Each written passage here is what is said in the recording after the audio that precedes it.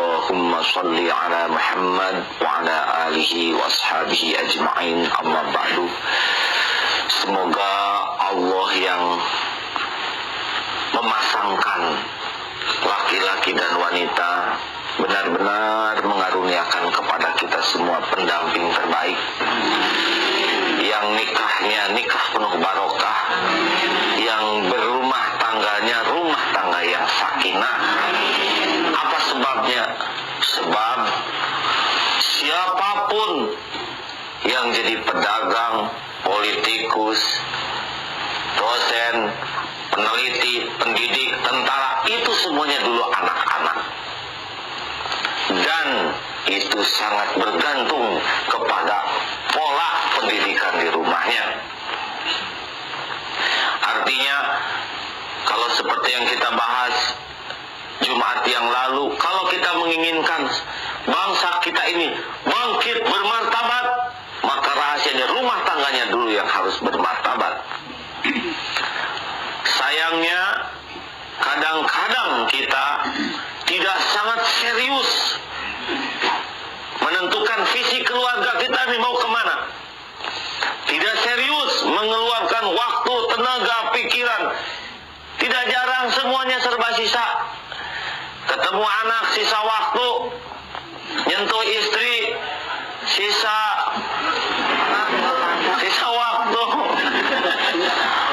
uang sisa, semua serba sisa. Apa yang bisa jadi dengan serba sisa? Makanya Al-Quran jelas sekali, qu anfusakum wa ahlikum nar. Jagalah dirimu dan keluargamu dari jahanam. Artinya prioritas menjaga diri, menjaga keluarga. Pokoknya kalau kita ingin berbuat sesuatu, sesudah kita memperbaiki diri, selamatkan keluarga. Banyak pemimpin yang jatuh gara-gara keluarganya. Bisa dari istrinya, bisa dari anak atau sebaliknya. Terutama bagi para bapak. Ya Bu ya, Ibu? Setuju Bu? Ya Bu. Tenang Pak, saya juga bapak-bapak. Tidak sedikit rumah tangga yang menganggap pendidikan anak itu pekerjaan istrinya.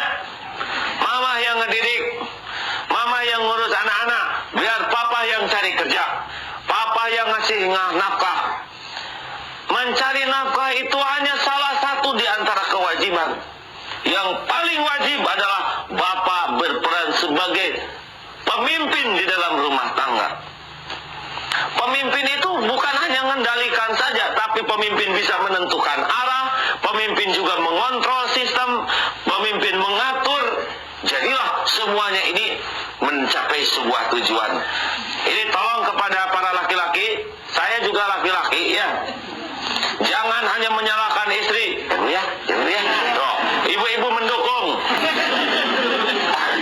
Ibu-ibu mah sudah hamil, ya Bu? Sudah 9 bulan seperti sumo, berat sekali. Berdiri susah, berbaring sulit, ngeluarinnya juga ibu-ibu.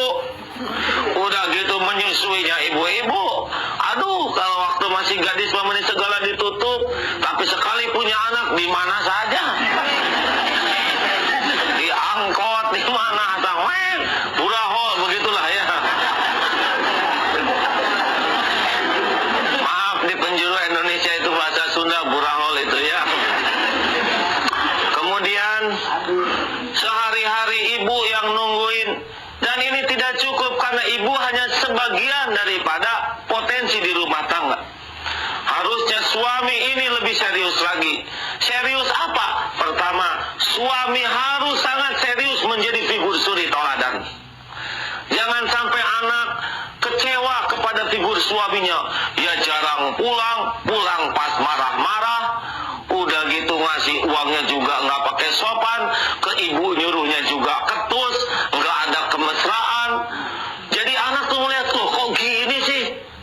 Figur yang dilihat bapak nggak jadi kebanggaan. Terus bagaimana anak bisa termotivasi untuk berakhlak baik? Syariatnya ini ya. Jadi mohon maaf kepada kaum laki-laki di seluruh dunia, khususnya yang lagi nonton acara ini. Kita menjadi laki-laki bukan bangga hanya bisa bikinin rumah untuk keluarga. mobil, bayar telepon. Jangan bangga kalau kita bisa bikin anak. Punten ya, jangan tersinggung. Domba juga pada punya anak. Punya anak bukan sebuah prestasi. Dan Allah yang menciptakan. Tapi bagaimana membangun keluarga yang bermoral, bermartabat, dan punya anak yang lebih baik dari kita akhlaknya, itulah prestasi. Jangan bangga punya anak lulus kuliah di dalam luar negeri, pada gagah tapi kelakuannya jelek. Itu tanda kegagalan jadi orang tua. Walaupun masih banyak kesempatan untuk diperbaiki. Maaf ini ya, jangan langsung mikir, toh kan, tuh tetangga kita, salah. Jangan mikirin tetangga. Kita aja pikirin ya. Ingat rumus manajemen kalbu, M yang pertama apa? Mulai dari diri. Cobalah para bapak, kita evaluasi diri. Pak, bapak, jangan sampai kita hanya bisa ngandelin malah ini kan bapak, kata anak, kan dari dulu juga bapak, kapan rubah statusnya? Bapak tuh pemimpin rumah tangga, keputusan hitam putih di tangan bapak. Pemimpin yang baik mah bukan yang otoriter.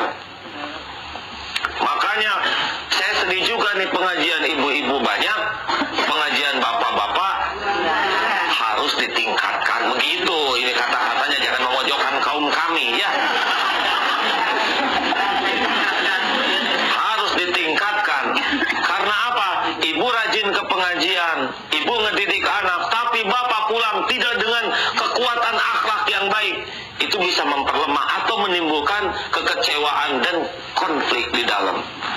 Jadi inilah beberapa kelemahan rumah tangga di Indonesia adalah ketika sang bapak tidak dengan sangat serius menjadikan dirinya figur suri teladan akhlak. Ibu lembut, bapak jangan kalah lembutnya, tapi tegas. Bapak manggil ibu, jangan sembarang panggilan. Betekok sini. Bagaimanapun anak punya kebanggaan ke ibu, disebut betekok oleh bapak. Apa sih betekok bahasa Indonesianya? Tambah lagi ibu, apa jebros? Ini mungkin di penjuru Indonesia yang lain kurang begitu paham, ya nggak apa-apa lah. Ini bahasa primitif, maaf ya. Nah, ibu bapak yang baik, sebaiknya di rumah itu ibu bapak tuh berlomba-lomba memberi contoh. Bagaimana memuliakan istri, istri memuliakan suami. Ini tidak usah diberitahukan. Nah, ini contoh kasih makan. Nggak usah. Kegigihan orang tua dengan serius membuat program suri toladan bagi anak-anaknya, ini adalah pendidikan yang tidak ternilai. Daripada manggil ustad, tuh ustad ajarin dia baca Quran. Ini udah kelas 2 SMP gak bisa baca Quran. Kata itu, kalau bapak, kamu berani melawan sama orang tua? Tuh, bapaknya gak bisa sama sekali. Ke masjid sana. Kok bapak enggak? Bapak tuh lulusan pesantren tahu. Loh, tambah jelek aja. Padahal pesantren kilat itu ya. Ibu bapak yang budiman, ibu juga rajin ke majelis taklim. Ini bisa merusak anak-anak kalau saking rajinnya ke majelis tidak berbekas. Ada, ini hanya segelintir ibu-ibu yang memang ke majelis taklim itu pelarian. Daripada di rumah banyak kerjaan, mending di majelis taklim.